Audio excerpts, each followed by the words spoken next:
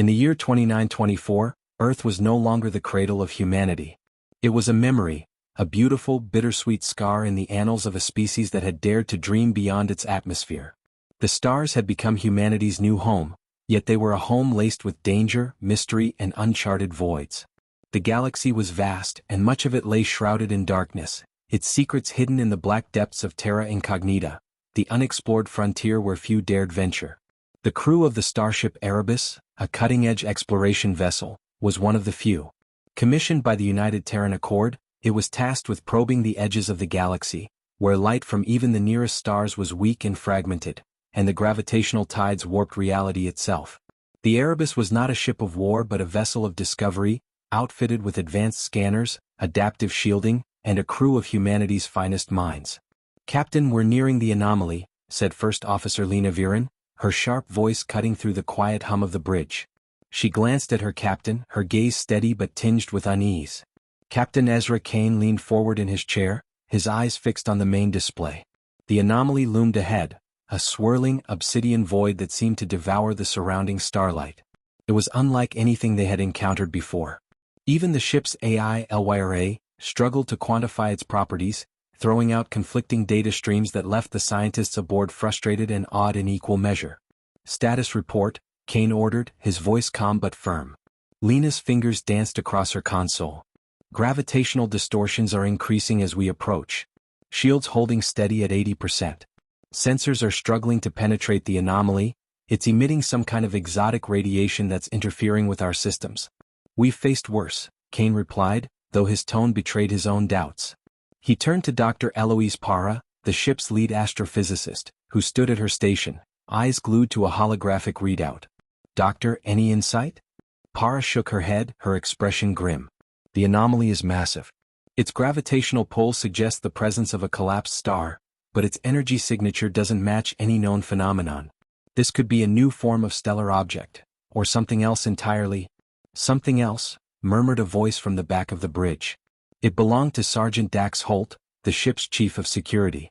Unlike the scientists and explorers, Holt's job was to prepare for the worst, and his instincts were screaming that the worst was waiting for them in the black void ahead.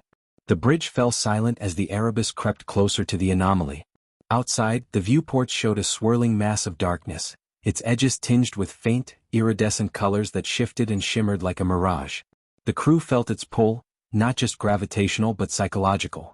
It was the kind of void that whispered to the mind, promising answers to questions that no one dared ask. "Captain," Elware's synthetic voice interrupted, calm and melodic. "We are now within range to deploy the probe." Kane nodded. "Do it." The probe, a sleek, autonomous drone equipped with advanced sensors and propulsion systems, launched from the Erebus' belly. It streaked toward the anomaly, its thrusters glowing faintly in the darkness. The crew watched its progress on the main display, tension thick in the air. "Probe entering the anomaly's outer boundary," LYRA reported. "Data stream is coming through." The display filled with chaotic streams of information. Radiation levels, gravitational readings, energy signatures. All of it conflicting, some of it outright incomprehensible. The scientists scrambled to make sense of it, their voices overlapping in a cacophony of theories and hypotheses. Then the probe vanished. One moment it was there, its telemetry feeding back to the Erebus. The next it was gone, its signal snuffed out as if it had never existed. "What the hell?" Holt muttered, breaking the stunned silence. "Probe signal lost," LYRA confirmed, her voice unperturbed. "No trace of its presence detected within or beyond the anomaly. Could it have been destroyed?" Lena asked. Parra shook her head. "Unlikely.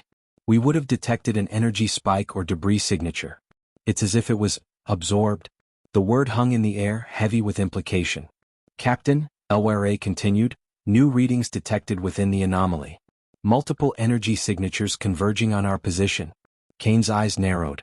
"Converging? Define." Before LYRA could respond, the ship's alarms blared. The display shifted, showing dozens of objects emerging from the anomaly's edge. They were unlike anything the crew had ever seen, sleek, jagged constructs of metal and energy, their forms shifting and warping as if they were alive. "Contact!" Holt barked, drawing his sidearm out of pure reflex. "We've got hostiles." "Shields up." "Evasive maneuvers." Kane shouted, gripping the armrests of his chair. The Erebus lurched as its engines roared to life, pulling it away from the encroaching entities. The shields flared as the first energy bolt struck, their impact sending shudders through the ship's hull. "They're fast," Lena reported, her hands flying across her console. "And they're coordinating, some kind of hive intelligence." "Return fire," Kane ordered. The Erebus was an exploration vessel, not a warship, but it wasn't defenseless. Its automated turrets swiveled and fired, beams of concentrated plasma streaking toward the attackers. Some of the entities disintegrated under the onslaught, but more took their place, their numbers seemingly endless. "We can't outgun them," Para shouted over the chaos. "We have to retreat." "Agreed," Kane said. "LYRA, plot a course away from the anomaly, maximum speed." "Course plotted," LYRA replied. "Executing." The Erebus surged forward, its engines burning bright as it tried to escape the swarm. But the entities were relentless, their attacks growing more coordinated with each passing moment. "Shields down to 40%. Lena reported, panic creeping into her voice. "They're targeting our engines," Holt added. The ship shuddered violently as another volley of energy bolts struck home. On the display, the anomaly loomed larger, as if it were reaching out to claim them. "This isn't random," Kane said, his voice grim. "They're not just defending the anomaly, they're protecting something inside it. Something they don't want us to find," Para finished, her eyes wide with realization. As the Erebus fought to escape, Kane made a decision. "LYRA, prepare the emergency warp drive. We're jumping out of here." "Warp drive charging," LYRA replied. 30 seconds to activation." "Let's hope we last that long," Kane muttered. The swarm closed in, their attacks growing fiercer. The Erebus's shields flickered, barely holding under the relentless assault. The crew braced themselves, knowing that survival was far from guaranteed. But even as they fought for their lives, a single chilling thought lingered in the back of their minds. What was waiting for them on the other side of Terra Incognita? The Erebus burst into warp just as the final volley of energy bolts from the swarm closed in, the ship trembling violently under the strain. On the bridge, the crew clung to their stations, every second of the jump stretching like an eternity. The warp tunnel around them flickered ominously, shimmering with chaotic bursts of light, an unnatural instability that even LYRA had difficulty explaining. "Warp integrity is fluctuating," LYRA reported, her voice maintaining its calm, clinical tone despite the warning. "We are experiencing interference from residual gravitational distortions tied to the anomaly." "How bad is it?" Captain Kane demanded, gripping the edge of his console. "Probability of catastrophic failure, 17%, LYRA replied. "I don't like those odds," muttered Holt, his knuckles white as he clutched the railing near his station. "Neither do I," Kane said. Can we stabilize the field?" "Attempting countermeasures. Stand by." As LYRA worked, Kane glanced at Lena. "Status on the swarm?" She shook her head, her sharp eyes scanning the sensors. "No signs of pursuit, Captain. Whatever those things were, they haven't followed us into warp." "They didn't need to," Para interjected, her voice tight. "They did enough damage already. We barely escaped intact." The tension on the bridge was palpable. Everyone knew that the Erebus was built for exploration, not for extended combat. The encounter with the swarm had pushed the ship, and its crew, to the brink. Suddenly, the warp tunnel around them shuddered violently, throwing several crew members to the floor. Alarms blared, and the bridge lights dimmed as power fluctuations rippled through the ship. "Lyra," Kane shouted. "Warp field destabilizing," LYRA replied. "Emergency drop imminent.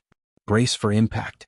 The Erebus was yanked out of warp with a gut-wrenching lurch, its engines screaming in protest. The ship tumbled into normal space, spinning wildly before the stabilizers kicked in. On the main display, the swirling chaos of the anomaly was gone, replaced by a void even darker and more unsettling. The crew groaned as they picked themselves up, bruised but alive. Kane steadied himself and turned toward Lena. "Report. We've exited warp, but I have no idea where we are," she said, her voice shaky. "Star charts aren't matching anything in our database." Para's eyes widened as she studied the readouts at her station. This can't be right," she murmured. "What is it?" Kane asked, stepping closer.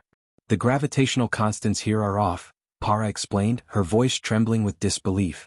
"This region of space doesn't behave like anywhere we've ever been. It's as if we've crossed into a different reality entirely." A heavy silence fell over the bridge. The idea was unthinkable, but the data didn't lie. The Erebus hadn't just escaped the swarm, it had stumbled into a place beyond the known galaxy, beyond even the laws of physics they understood. Elwire, Kane said, his tone grim, can you pinpoint our location? Negative, Elwire replied.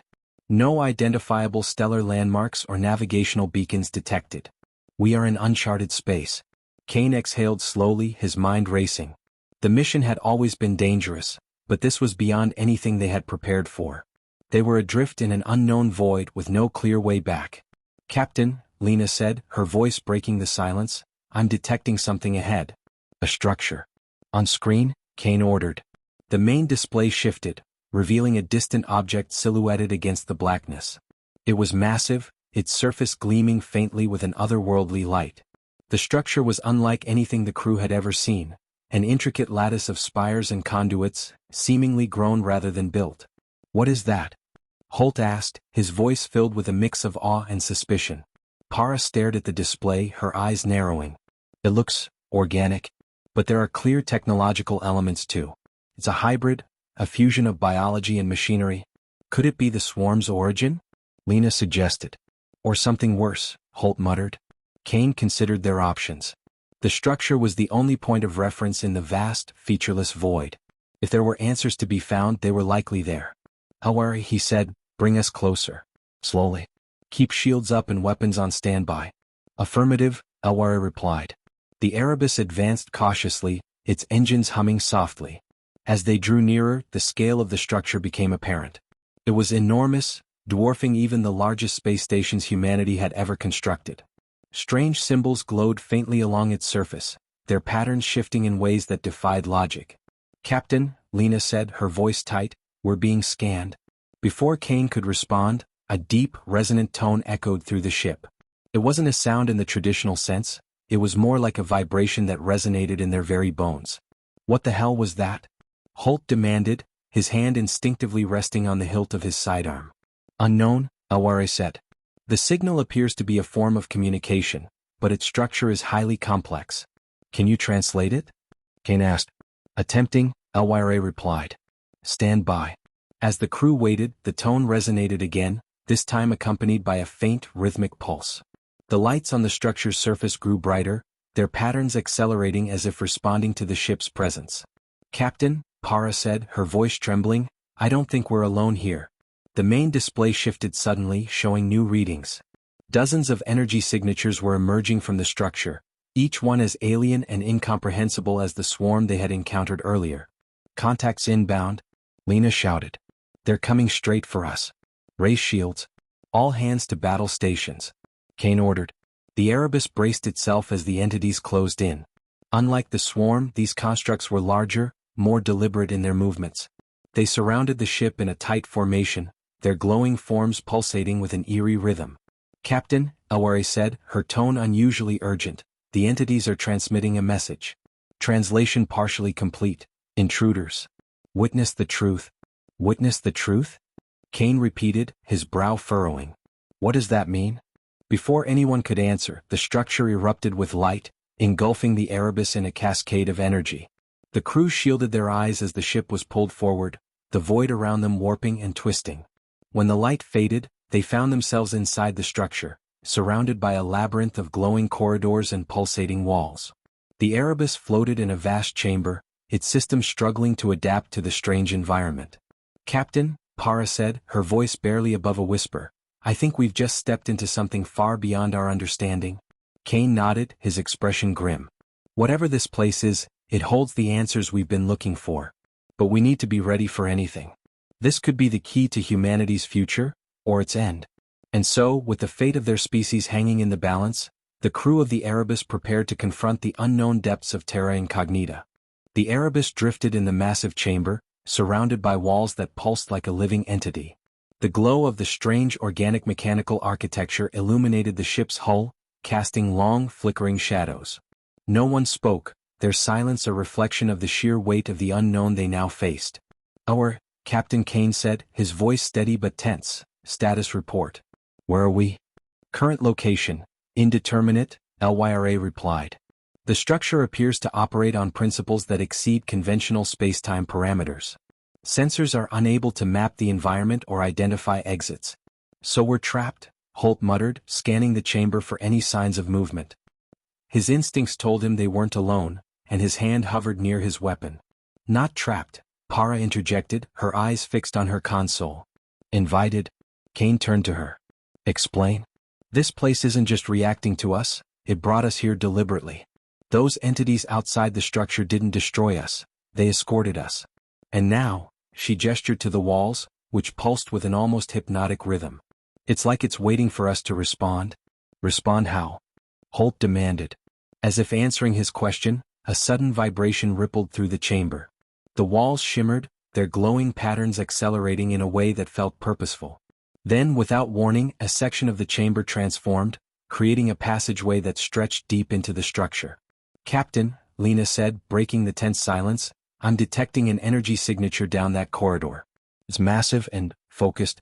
It's drawing us in. Kane considered their options. They couldn't stay here indefinitely. Sooner or later the structure's intentions would manifest, whether they were ready or not. Better to face the unknown head-on than wait for it to come to them. Prepare an away team, Kane said. Lena, Holt, Para, you're with me.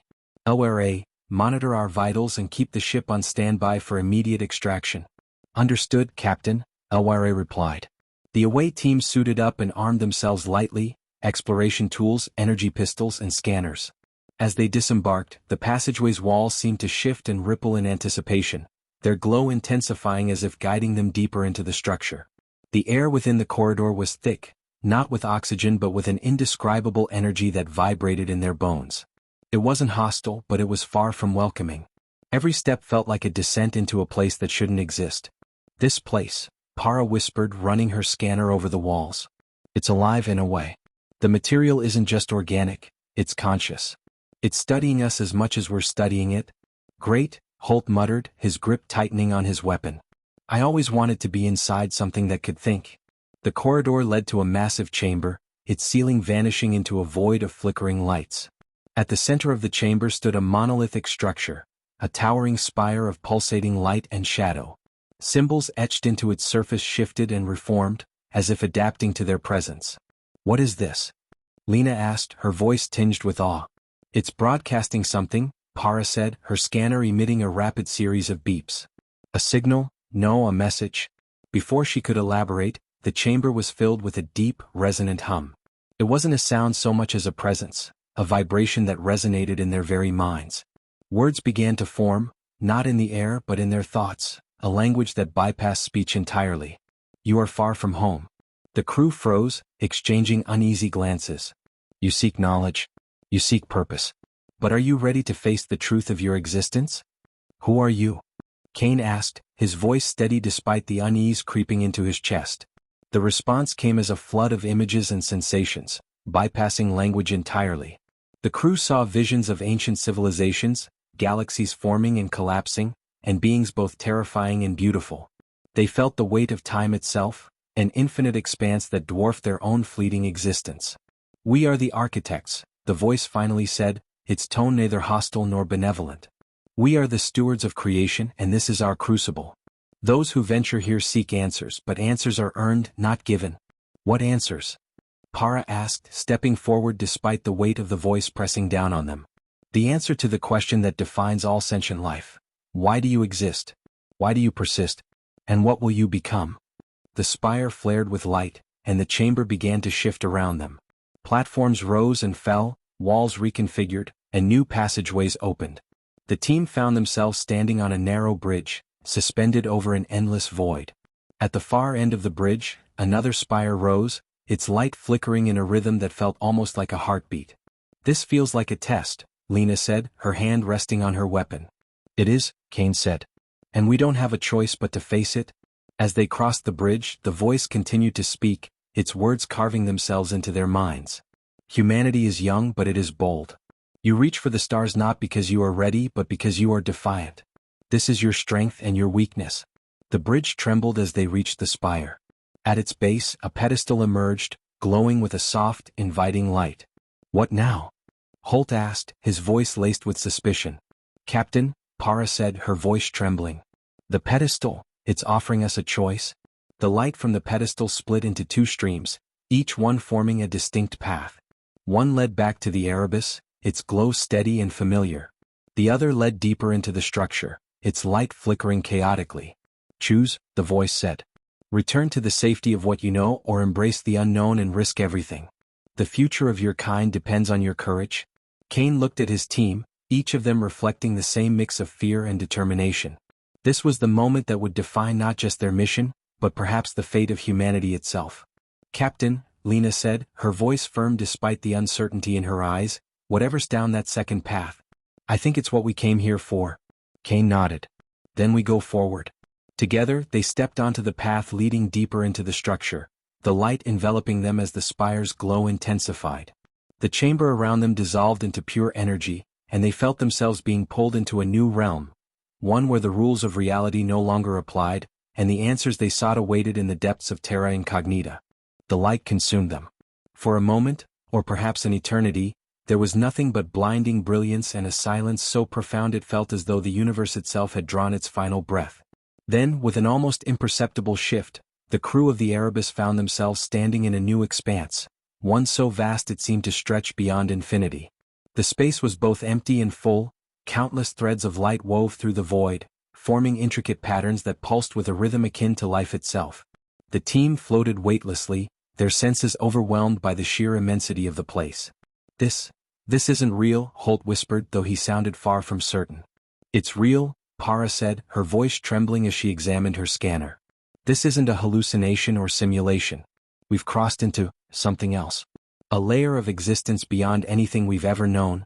Before them, the threads of light coalesced, forming an immense, humanoid figure. It was not a being of flesh and blood but a construct of pure energy, its form shifting and refracting like a living kaleidoscope. Its eyes, if they could be called that, were twin stars burning with infinite intensity.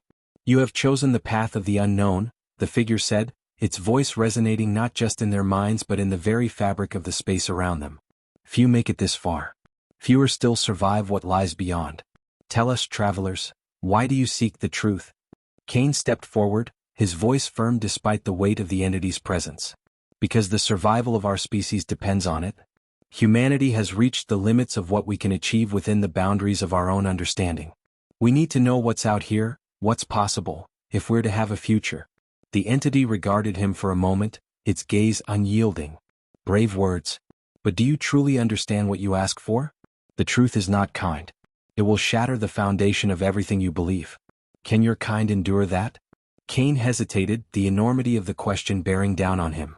"We've endured extinction before. We've rebuilt ourselves from the ashes of war, famine, and ignorance. If the truth is dangerous, then so be it. Humanity thrives in adversity." The entity's form flickered as if considering his words. "Very well. You will see what lies beyond the veil. But know this, once the truth is revealed, there is no turning back. The future you shape will be forever altered." The threads of light around them began to move, weaving into an enormous tapestry that unfolded across the void. It showed the story of the universe, not as they had understood it but as it truly was. They saw the architects as the stewards of creation, ancient beings who had shaped galaxies, stars, and civilizations with purpose and precision. The swarm they had encountered was but a fragment of a larger design, a mechanism for maintaining balance and order. But the tapestry also revealed a darker truth. Humanity's rise was not an accident but a carefully orchestrated anomaly, a deliberate experiment by the architects. Earth had been seeded with life to test a hypothesis. Could a species born of chaos evolve into something capable of challenging the natural order? "What is this?" Lena whispered, her eyes wide with disbelief. "We're an experiment?" "You are more than that," the entity replied. "You are a singularity. A convergence of will, chaos, and ingenuity unlike any other. The architects created you to test the boundaries of existence itself. But in doing so, they unleashed something even they could not predict. Images of humanity's greatest triumphs and failures flashed before them. Wars that scarred the earth, discoveries that expanded the limits of knowledge, acts of compassion that defied survival instincts. Humanity's essence was paradoxical, chaotic, and unpredictable. The tapestry shifted again, revealing the future. Two divergent paths appeared, one of prosperity and unity, where humanity ascended to become architects of their own destiny, and another of destruction, where their chaotic nature led to their own extinction. "Your species stands at a precipice," the entity said. "You have the potential to rise as equals to the architects, to wield the power of creation and shape the cosmos. But you also carry the seeds of your own destruction. The choice lies with you. Cain stepped forward, his fists clenched. Why show us this? If we're just an experiment to you, why give us the chance to change our fate? The entity's form glowed brighter. Because the experiment is no longer ours. Humanity has surpassed its creators. You are no longer bound by the design. You are free to choose your path. But freedom comes with responsibility. The chamber trembled, and the threads of light began to unravel, collapsing the tapestry into a single blinding point of light. The entity's voice grew softer, almost compassionate. Return to your world, travelers. Share what you have seen and guide your species wisely. The architects will watch, but they will not intervene. The future is yours to create or destroy. The light engulfed them, and the next thing the crew knew, they were back aboard the Erebus. The strange structure had vanished, and the ship floated in normal space, the stars once again familiar. On the bridge, silence reigned as the crew processed what they had experienced. No one spoke, the weight of their newfound knowledge too heavy for words. Finally, Cain broke the silence. Elwire, confirm our location. We are back in the Sol system, Captain, Elwire replied. Earth is within range. Cain exhaled, his shoulders relaxing slightly. Then let's go home. As the Erebus set course for Earth, Cain turned to his crew. What we've seen out there changes everything. We have a responsibility to share the truth, but we need to be careful. If humanity isn't ready for it, Lena nodded. The wrong choice could destroy us. Para placed a hand on her console, her expression resolute. Or it could lead us to a future we never imagined possible. Cain looked out at the stars, his thoughts heavy with the weight of what lay ahead.